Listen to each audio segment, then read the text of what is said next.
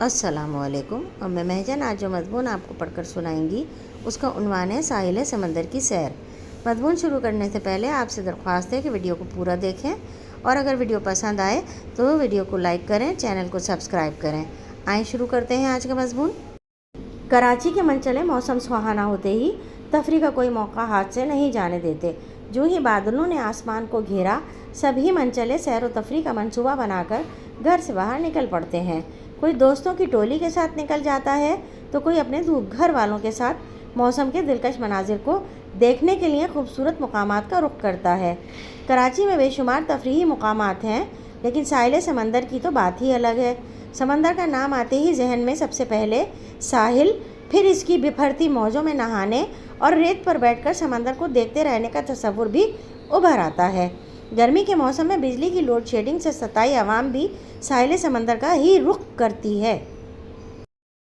گرمیوں کی چھٹیوں میں ہم نے بھی ایک دن اپنے پورے خاندان کے ساتھ مل کر ساحل سمندر پر جانے کا پروگرام بنایا۔ چونکہ کراچی میں کافی سارے ساحلی مقامات ہیں تو سب سے پہلا مرحلہ تو یہ تھا کہ کس ساحل کی سیر کی جائے۔ بہرحال ایک طویل بحث و مباحثے کے بعد ہاکس بے کے نام پر سب متفق ہوئے اور بالآخر جانے کی تیاریاں شروع کی گئیں۔ گاڑی، کھانا، کولڈ ڈرنکس اور ریفریشمنٹ کی چیزوں کے انتظامات کے ساتھ ہی ہٹ کی بھی بکنگ کرائی گئی۔ اور آخرکار وہ دن آ پہنچا جس کا سب کو بے چینی سے انتظار تھا۔ ساری رات نیند بھی مشکل سے آئی۔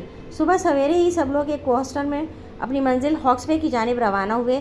گاڑی میں سب گانے سنتے، شور ہنگامہ کرتے تقریباً 1.5 گھنٹے میں اپنی منزل مقصود پر پہنچے۔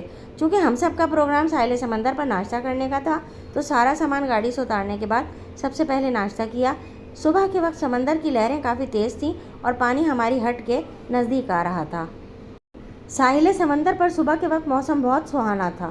ہم سب لڑکے مل کر پانی میں خوب نہائے، ایک دوسرے کو پانی میں ڈبکیاں دیں، ایک دوسرے پر پانی کے چھینٹے اڑائے۔ لڑکیاں ٹولیوں کی صورت میں بٹ گئیں، کچھ ساحل کی گیلی ریت پر ٹہلتی ہوئی سیپیاں ڈھونڈنے میں مصروف تھیں اور کچھ چھوٹے بچوں کے ساتھ ساحل کی ریت سے گھروندے بنا کر لطف اندوز ہو رہی تھیں۔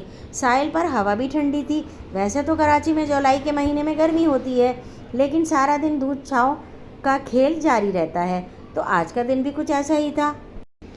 جیسے ہی 11 بجے تو ساحل پر مقامی اونٹ اور گھڑ سوار بھی نظر آنا شروع ہو گئے۔ ایک طرف سے اینک فروش اپنی دکان سائیکل پر سجائے آتا دکھائی دیا تو سارے لڑکے لڑکیاں اسے گھیر کر اس کے گرد جمع ہو گئے۔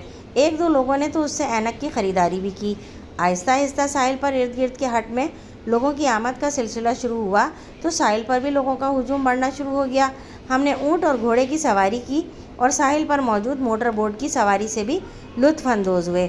اس کے بعد میری اور میرے کزنز کی جیبوں میں جتنے بھی پیسے تھے وہ سب ان سواریوں پر خرچ ہو گئے۔ اب دوپہر کے کھانے کا وقت تھا۔ ہم گھر سے تیار کردہ بہترین پکوان اپنے ساتھ لائے تھے۔ ہم سب نے اپنے لذیذ کھانے اور ساتھ ہی ٹھنڈے مشروبات کا لطف اٹھایا۔ کھانے کے بعد ہمارے بڑے تو سارے آرام کرنے کی غرض سے ہٹ میں ہی رک گئے۔ باقی جوانوں کے ٹولے نے پھر سے ساحل کا رخ کیا۔ کچھ کزنز مل کر کرکٹ اور فٹ بال کھیلنے لگے، کچھ موبائل پر خوبصورت مناظر کی تصویریں لینے اور کچھ اپنی سیلفیاں بنانے میں مصروف ہو گئے۔ ہم نے خوبصورت سیپیاں اور رنگ برنگے پتھر جمع کیے۔ ہم ابھی کھیل ہی رہے تھے کہ میرے چاچو نے ہمیں چائے کے لیے بلا لیا۔ پہلے ہم نے اپنے گیلے کپڑے تبدیل کیے اور پھر گرما گرم چائے کا لطف اٹھایا۔ جب غروب آفتاب کے وقت گھر کے لیے روانگی کا وقت ہوا تو سورج بہت خوبصورت لگ رہا تھا اور لہروں کو سنہری رنگ دے رہا تھا، تو ایسا لگتا تھا جیسے سمندر سونے کا بنا ہوا ہو۔ دن بھر کی یادیں اور تھکے تھکے جسموں کے ساتھ گھومنے پھرنے کے ہر لمحے سے لطف اندوز ہو کر ہم نے اپنا سامان باندھا۔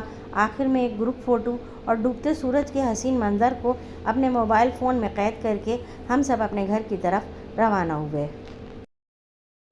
گھر پہنچنے تک ہم بہت تھک چکے تھے مگر اس میں ایک کیف و سرور کا احساس تھا۔ ساحل سمندر پر گزرا ہوا یہ دن ہمارے لیے ایسے جلووں، دلاویزی و دلکشی اور سامان فرحت رکھتی ہے کہ اس کی یاد ہمیں کبھی نہیں بھولتی۔